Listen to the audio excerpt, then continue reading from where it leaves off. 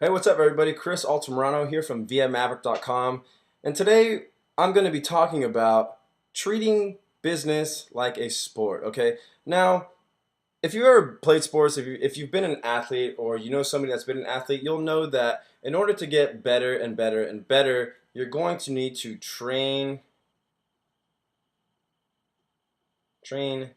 daily, right? And train daily is basically the equivalent to consistency. And so basically, athletes, professional athletes are training daily. They might take one day off to regenerate, but other than that, these guys and gals are training daily, and they're training daily so that they can be the best that they can be. And so training daily basically again just means the same thing. It is, consistent routine, repetition, but not routine in a bad way, like sitting on your couch eating potato chips and drinking beer. But consistent, it's positive consistency. Let's put a plus right here. Positive consistency, and the same concept applies to your marketing. You want to treat your marketing, your business, your mindset. You want to treat it like a sport. And the reason that we want to do this is because it's only going to make us better, guys. It's it's because when we, for example, let's say when we use blogging. Let's use blogging for example, right? So let's say you're a blogger and you want to get better at blogging and writing great blog posts. Okay, well, check this out. You will never get good at blogging, right? You're never going to get good at blogging by not blogging. You are going to get better blogging by blogging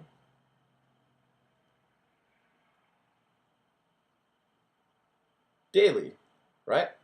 You're going to get better by blogging daily. You see, you're also going to get better by reading and studying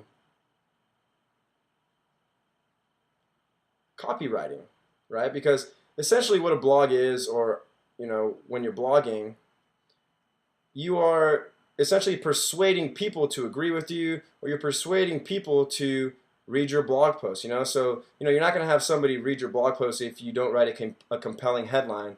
um, and so again, this all comes back down to consistency. If you want to get good at this, you're going to have to get good at these things, right? You're going to have to stay consistent, and you're going to have to train your mind. And your mind is really, it's not a muscle that grows.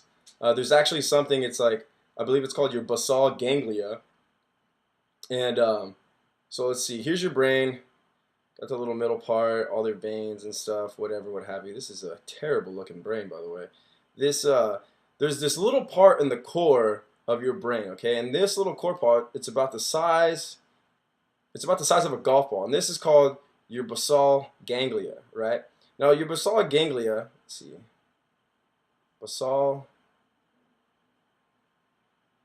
ganglia, okay? Your basal ganglia, that it's where all the information is stored in your head, right? Right here in the center of your head. Now, it's kind of like a ripple effect, right? When you drop the stone in the pond, and then it goes boop, boop, boop, boop, and it ripples out, right? So think of it this way. Think of the outer layer of your brain. Think of all this knowledge that you're going to put in there, right? Whether it's good knowledge or bad knowledge, it's still information. Okay, not necessarily knowledge, but information. All this information that you put into your brain right here, it ripples in, boom, boom, boom, boom, until it just reaches right here, smack dab in the middle. And whether you put good information or bad information into your head, subconsciously or consciously, your basal ganglia will store that, and when it stores that, you react. Instinct takes over. So if you're having a conversation with, say, somebody who's a stock trader, and you have been studying stocks for a long time, and it's just repetitive, boom, boom, boom, boom. Well, now just if they say something, about the stock market, you just whoop, your brain spits it out very fast and efficiently, right? But this is because you treated the stock market like a sport, and so you know everything there is to know about it. Now, on the other hand, um, if you did not train your brain all the time like that, and somebody asked you about that, well, you would have to go to these outer layers right here. These ones right over here, and you would try to you kind of have to try to remember, and you just wouldn't know how to do it. It's the same thing like a sport. You know, I personally have played soccer my whole entire life, and I haven't played for about 6 months to a year now. But I'm pretty sure that since I played it my whole life, that all the techniques and skills and thinking ahead of time of what to do with the ball before I even get it is stored right here in my basal ganglia, so that if I went back to play a pickup game, it would take me a while to get my fitness level back up, but I would probably be back to not my top performance, but I would be good enough than most people. Same thing that goes for chess and any other thing you want to talk about, okay? So the point that I'm making, guys, is you need to treat your business like a sport, not only for practical reasons, but also on a scientific level, because it is scientifically proven that whatever you continue to put into your brain day in, day out, day in, day out, will stick. We'll call this the stick factor, right? What's it going to take for you to treat your business like a sport and to make things stick? How are you going to get the knowledge that you need to acquire to produce the best results that you possibly can, not only in life, but in marketing, right?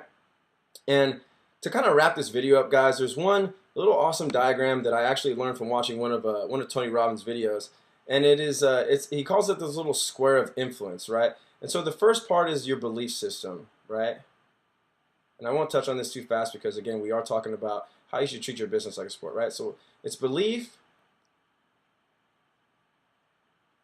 potential, and then your action. This comes back to actions, and then we slide over here, and this is results.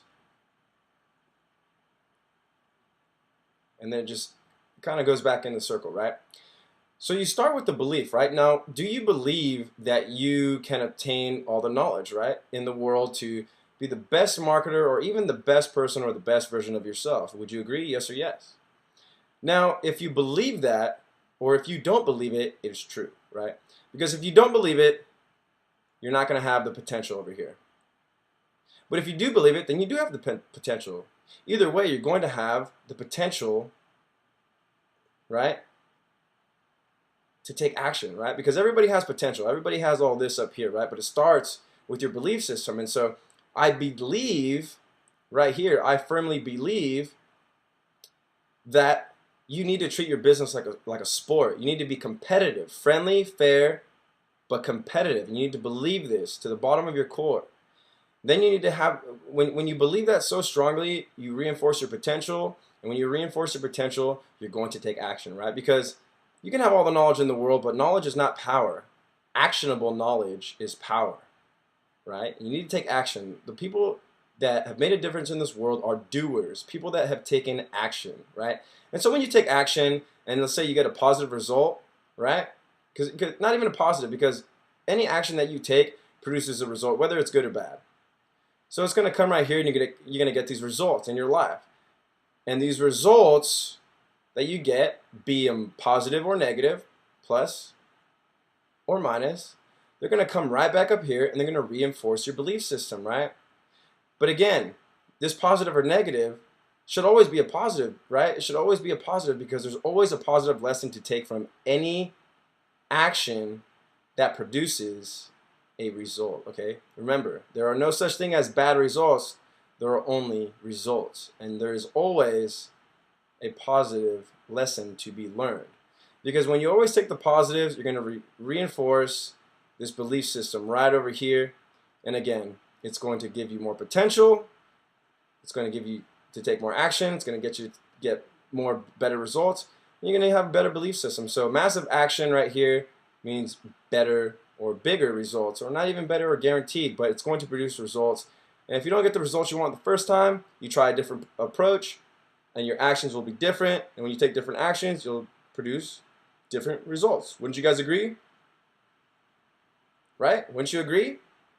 Yes. So with that being said, guys, make sure to treat, let's actually write this down. Treat your business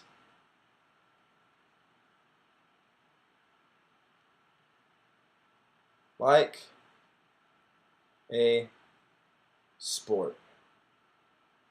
Okay? Treat your business like a sport, and the more work that you put into it, the better results you're going to get out of it. Okay? This is Chris Altamirano here from viamaverick.com. Right here, Internet Marketing Strategies at Work. You guys go ahead and visit me over there at the blog. Subscribe to the email newsletter. And also, if you have some time, follow me on Twitter at Chris Alta. All right, guys, thanks for watching. Treat your business like a sport. Stay consistent, be competitive. And the more effort and action you put into your quote-unquote sport, aka your business, the better results you're going to have. All right? Thanks for watching, guys. Hope you got some value out of this.